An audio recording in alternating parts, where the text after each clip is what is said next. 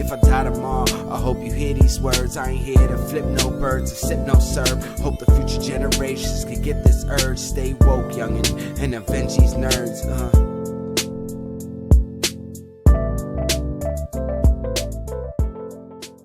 Welcome back, guys, to another episode of Nerds Around Creator Series. It's your host, Sebastian. And your boy Tone from across the hall.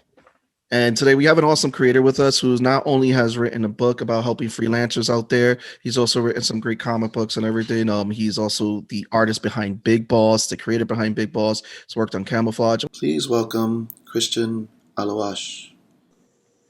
Thanks, Sebastian and Tony. We actually met at a few conventions, and for those who don't know, you just give a brief history of who you are, an introduction and everything. So go right ahead, jump right into that question. Romanian-born Canadian artist and writer living in New York. I've done a lot of different types of artistic work. I've worked a lot with comics, where we know each other from. And I've also done a lot of group and solo art shows, fine art. I've done large paintings, murals. What else? I've done sculptures. A broad range of creative experience. I've done some ghostwriting and editing for books, but I typically reserve the writing to my own personal projects. I've produced a short live action film based on my graphic novel, Big Boss, A Gun for Hire. And I've directed another short. And, so I'm kind of like, I like to think of myself as a bit of a Renaissance man. Yes, definitely. I was thinking that, like as you were describing all these things, I was thinking, oh yeah, modern day Renaissance man, and just kind of, a little bit from what I gathered from what you're reading, just all the things you've learned along the way to kind of just hone your craft and be that freelancer. So yeah, I totally get it. Totally see it. Yeah, like I write in It's a Living, the book about freelancing for people that are interested in freelancing. I write that basically I use the freelancing to support my other endeavors. Big Boss is an interesting story that you've created. It's comic, and it's interesting to see that you took advantage of Instagram too as a platform for the comic.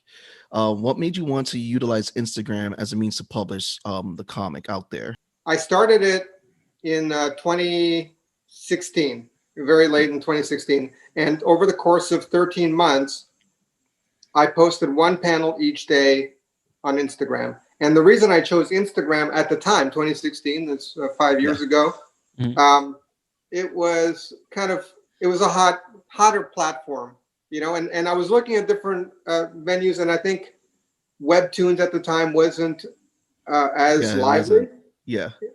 So I figured Instagram, and I liked the square format because I come from an animation background. That's one of the things I didn't mention was I studied animation in college and creative writing and art history in university. So I loved the fact that all the panels were square, and that to me was a challenge, kind of like storyboarding. I thought, it's like a film, only square, and in my mind at the time, I glorified it as like, I thought like square is the new format, like for the future of everything. So I had to be actually very creative in laying out the panels for storytelling effect when it came to the printed book. So I laid it out so it's, not all the pages are square. Yeah. Some are larger. Sometimes there's like two at the top and one big one, and then sometimes 6 on a page. And they alternate mostly in that way. And so that was the reason that I chose Instagram, was just that it was popular, still popular now, but now like everything online, it's more ads. Everything has ads on it. That's how they pay you. Definitely. But I want to showcase some of the art for Big Boss, which we see a poster behind you, but we have this right here. I wanted to showcase the line work that you did there and the expressions and everything. I also found this interesting that the text, you did it all by hand, right? Yes. Now I don't know if you're going to pull up another image later, but it's funny because the process for this, I started traditionally with, you know, a pen and ink, and this is what this is. And then about a third into the comic, I switched to the tablet, and I never turned back. Mhm. And through both of them, I hand lettered everything, and this I did traditionally, and then the other ones I did on the tablet. So yeah, everything's hand lettered, but there are two processes, you know, traditional and then digital. So this one is a digital scene, right? Yeah, it made It's things a lot easier. fantastic. Visually. What made Thanks. one of the things we talk to people is like seeing through the camera lens. Like when you did this scene, what was it that you were envisioning? Everything, because this is a beautiful laid out scene that you captured right here. It's like really like and efficient. also, and what's really cool about, because I was reading it on my phone, so I'm reading on the phone, and like these types of images you have just like pop up right on your phone, right in your face, so you really get the attention of the reader. Thank you. I absolutely love this sequence that this panel is from. It's this car chase, and it was like the highlight of my experience because I kind of choose projects, you know, that I'm interested in. So, you know, when I was scripting it, and the sequence came up that there would be a highway chase scene, I thought, man, I had so much fun with it. And this is just one of the shots. I think here he's driving alongside this limo that has Dr. a Simeon, cyborg right? attached to it. Yeah, and then he points and shoots through his own window to the limo to try to kill the cyborg. I have to say, I'm going to give you a lot of fan praise right now. Out of scenes I've seen drawn in comics, when it comes to Hitman, you and Scott Burnett have drawn my favorite scenes, because this is actually one of my most favorite scenes right here. When I saw it, I was like, oh, okay. I see where, because I guess like you gotta appreciate it, just that camera angle that you captured right there. It tells a lot in the story, and it's the inking work and everything, the tones. It's just fantastic, and then the way how you captured the speed lines right there. Well, thank you. I'm really flattered. I'm really, really flattered. Thanks.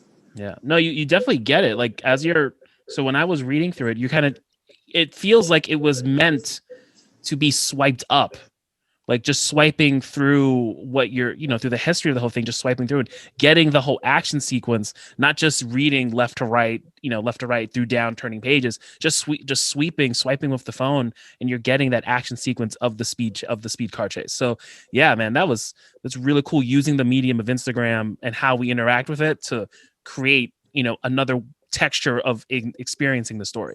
So it's really cool.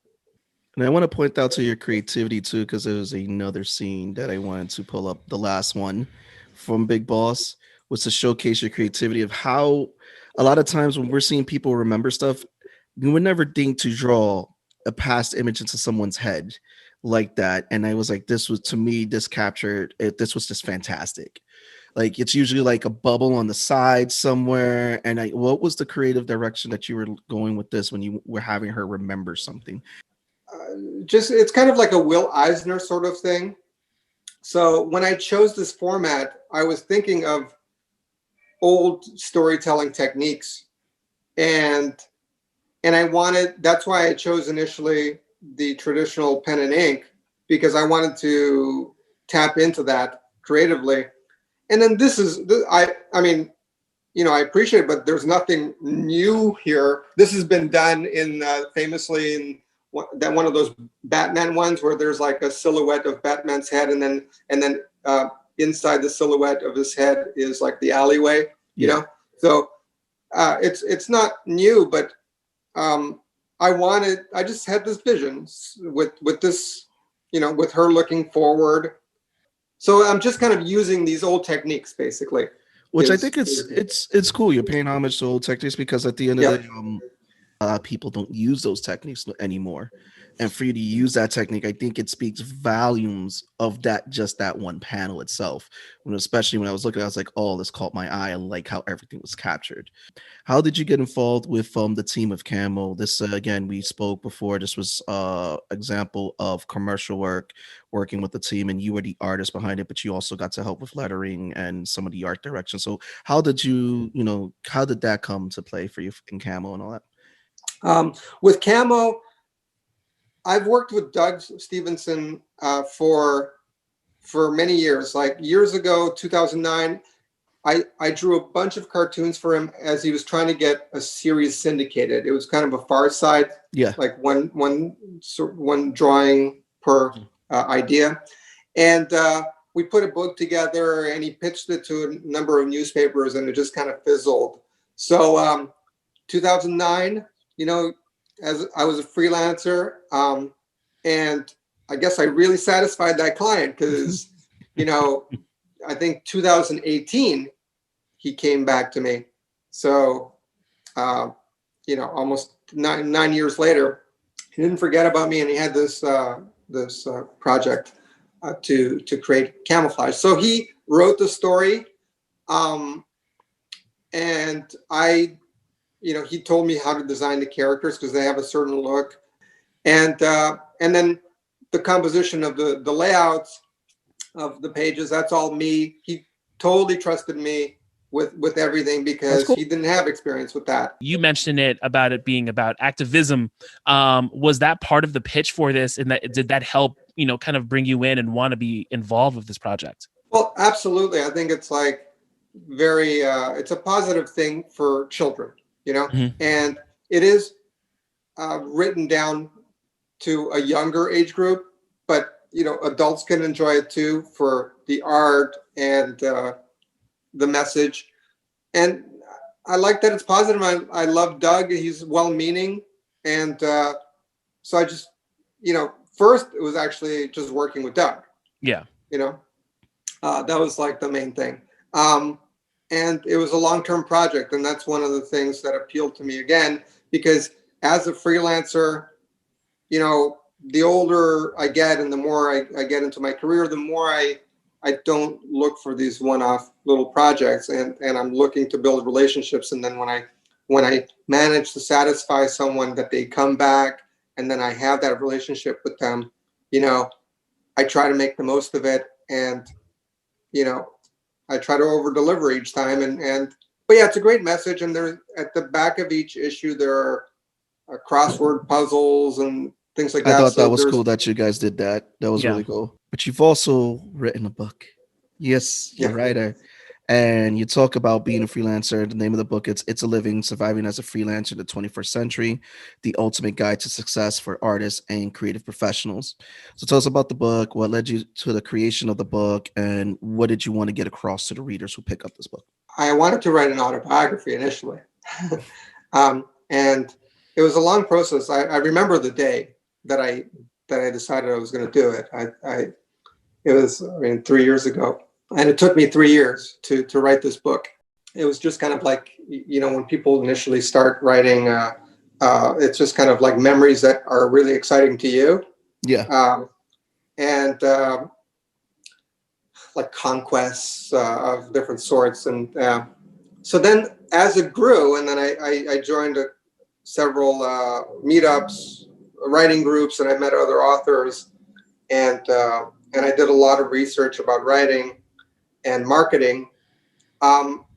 It morphed into something that could kind of, as from a marketing aspect, to bring people to me, to learn about me through offering something beneficial, like my experience. So I decided over time of writing it and editing it to focus it on my freelancing career. And then so I go into selling, and then I cap the book in the last couple of chapters with kind of how to sustain your career. So there's kind of spiritual elements about living as a creative person, and then it gets kind of philosophical, I think, in that last chapter. So, and in the last chapter, which is called Apollo's Prisoner, I feel it's like my most creative chapter. So, so it's, you know, and then I'm growing as a writer. So I consider that seriously, you know, the writing aspect, like the words I choose. Chapter 5 is it's literally called Freelancing Online. So how's that been a transition for you, seeing that you've had some of that experience already before with dealing with Fiverr and Upwork? How's that experience been, and what would you recommend to people? For me, the COVID didn't affect me at all, except for like socializing and the culture. I mean, the reason I moved to New York was for the culture and the networking.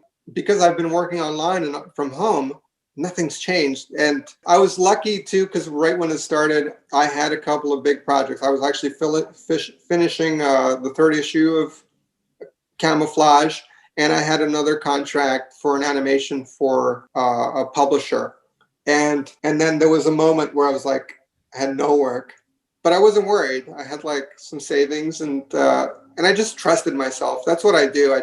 I trust myself. This is from the book. This is what I use as a template that I've used for years and that refined. So I'll read it through and then I'll go through it a little bit. So this is my template that I customize. I say, hi, I am perfect for your project as this is my specialty. You can see similar work attached. I am available to start ASAP and complete within a few business days. Please choose me to begin today. Thank you, Cristian S. Aluas.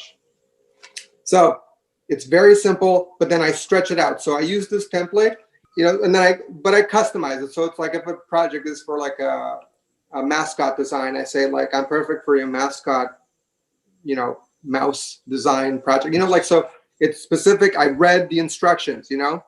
And then I always keep it's my specialty because that's always my specialty. You know, like I wouldn't waste the client's time, you know, if I wasn't meant for this. And I don't bid on stuff that I'm not, even if I'm qualified, if that's not my focus in my career right now, unless like everything else is dry, you know, and if I'm not passionate about it, if I can't visualize myself completing that, like, you know, to a home run status, I'm going to just pass, you know? I definitely recommend it for freelancers because you did cover a lot of great stuff that we wanted to try to touch up on in the book, such as, you know, you do talk about having to deal with figuring out like scam jobs through being a freelancer. You do touch up on, you know, what to look for when bidding, which I think these are great tool. It's a great tool for a freelancer to have in their library. So again, definitely guys, check out the link. The link will be in the description. Cristian, Even that before you go, and even that just that note of, you know, repeat business, like you over deliver and you show that you're perfect, that someone's going to come back to you. And you mentioned that, you know, 2 times with the project manager woman and also working with Camo, like easily just projects you did so well in the initial job. And that just leads to more business. Cause it's always, you know, good to keep a repeat customer than getting a brand new one. Now question, what are some future projects that we can see from Cristian coming out in 2021 that you can share with us right now? Give them a scoop. That's a great question. I was thinking